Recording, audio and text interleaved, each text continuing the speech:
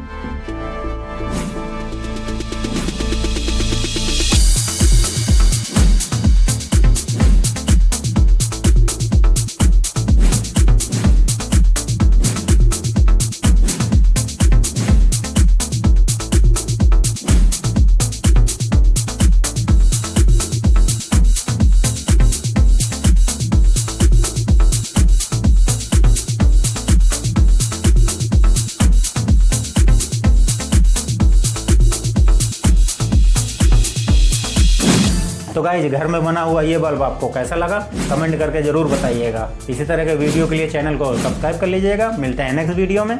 जय हिंद दोस्तों।